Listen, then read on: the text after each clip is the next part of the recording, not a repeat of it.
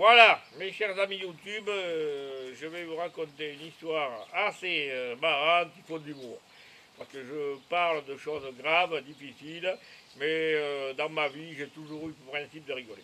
Alors, j'étais à Nantes dans une école d'ingénieur, j'avais intégré l'école parce que j'avais des dons de voyance. Quand j'ai passé le concours, je savais par voyance les sujets qui allaient tomber au concours. Sur 11 matières, j'en avais 8. Voilà, j'ai recommandé ça dans une vidéo YouTube à tous les gens qui préparent Polytechnique, etc., d'aller voir un voyant. Et le problème à mon école d'ingénieur, c'est que j'avais une chambre dans une cité universitaire, mais il fallait se réveiller le matin. Et moi, le matin, impossible de me réveiller. Donc j'avais un copain qui bricolait l'électronique, tout ça. Et il me dit, mais je vais te bricoler un truc, je l'ai aidé, tout ça. Alors il m'a fait un petit boîtier, grand comme ça, large comme ça, avec trois boutons, un bouton marche arrêt, un bouton vert et un bouton rouge. Le bouton rouge c'était pour tout arrêter, le bouton vert c'était pour t'exercer. Alors, le petit boîtier, en fait, il était relié à un réveil à pile. Parce que le problème de tous les systèmes de réveil radio, c'est qu'il suffit que le courant se coupe 3 secondes dans la nuit, ça vous dérègle tout, le système de pile, ça ne marche pas. Là, j'avais un réveil, un petit réveil à pile branché sur mon boîtier. Quand le réveil était mis à sonner à 7 heures, ça a déclenché le boîtier. Et le boîtier, il y avait 3 sorties de courant 220 volts avec possibilité de mettre 8000 watts. Alors, j'avais dans ma table de nuit mon petit réveil à pile pour déclencher l'heure que je voulais me réveiller, le boîtier et des fils qui partaient.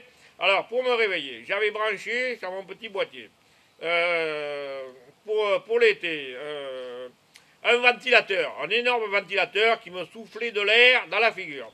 La machine à café qui se mettait en route pour que l'odeur du café me réveille. Puis comme ça, le temps que je me réveille, que je m'habille, le café était fait, j'ai préparé tout la veille. La chaîne stéréo qui se mettait à fond.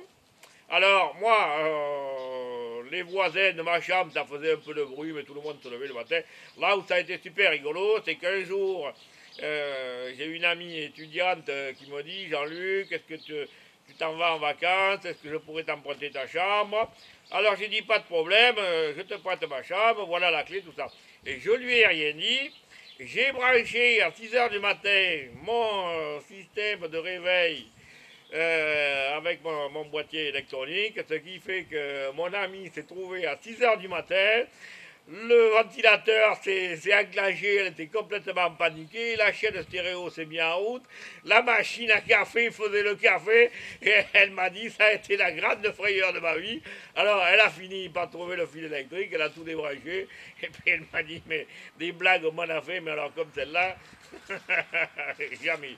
Et je peux vous dire que mon école d'ingénieur, les anciens élèves, je vais les contacter par courrier pour essayer de leur vendre mon recueil de poèmes, mais je suis sûr d'une chose, c'est que j'ai fait tellement de conneries dans cette école d'ingénieur que je suis sûr qu'ils ne m'ont pas oublié parce que je les faisais rigoler.